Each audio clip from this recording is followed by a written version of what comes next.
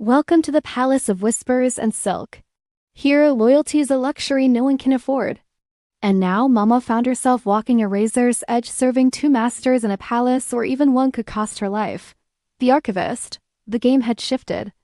No longer two masters pulling her strings, her fingers, painted the color of dried blood, tapped a slow rhythm on the table. She had set the pieces in motion. Now she waited for the pawns to dance. The archivist's quarters were easy to find. Easier still to slip into. The room was a mess of papers and possibilities. And in the center of it all, a single inkstone, the kind used for grinding ink, for making and breaking seals. He inhaled the same scent that clung to Mau Mau, the same scent that haunted his dreams. And as the players made their moves, one thing was clear: there could be only one winner. But who would it be? Mai Mei, Jinshi, or Mau Mau? Or would it be none of them? Who would rise from the ashes? He had played the game for years, always staying one step ahead.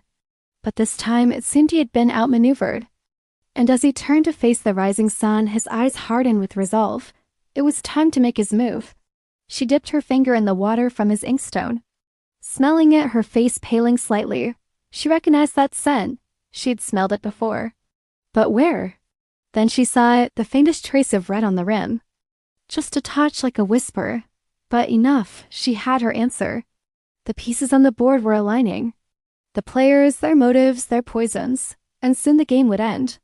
But an invisible hand that wanted them all to burn. And Mau Mau? She would find that hand, and if needed, she would cut it off herself. In his hand, a half-empty glass, the liquid inside mirroring the stars above. He watched Mau Mau leave Mai Mei's chambers. Their little game had become a three-way dance. She could smell it too, the taste of almonds and death, red ash. Who had sent it, and why? Her mind raced, calculating, plotting, reaching back years to find the ghost with the pen, the one who had forged the seal.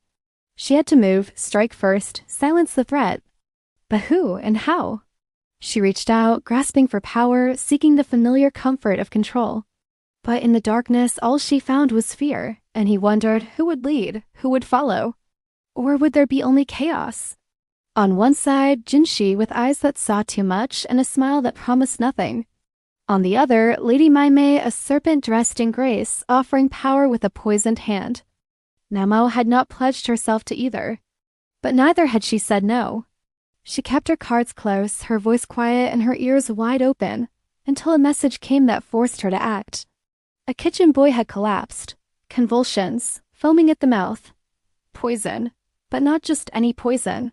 This one was rare, illegal, and Mau Mau knew it by scent alone. Red ash. It was a slow-killing powder, once used in royal assassinations, banned for decades. Yet someone had slipped it into a commoner's bowl. Why? That was the true poison.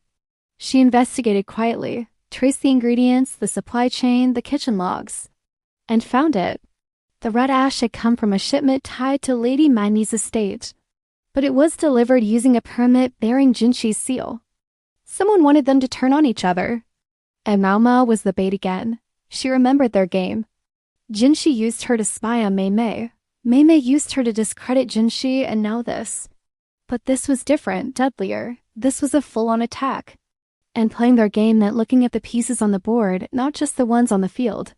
So she went to the source, the palace archive.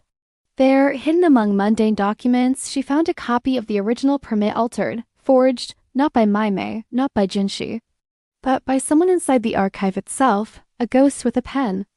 A player no one had seen until now. As she exited the archive, she found Jinshi waiting. No smile this time. You've been busy. Mau Mau met his eyes. So have you. He stepped closer. Be careful who you trust. She nodded. You first.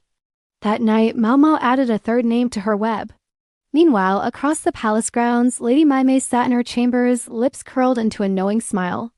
Jinshi stood on the balcony, the night wind ruffling his usually impeccable hair. Mau Mau moved through the palace, a ghost in the night, her steps light, her purpose clear. Lady Mai Mei awoke in the night, a cold sweat on her skin.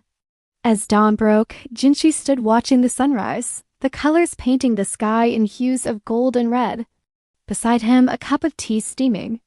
The Palace of Whispers and Silk had become a battleground, a game of shadows and secrets.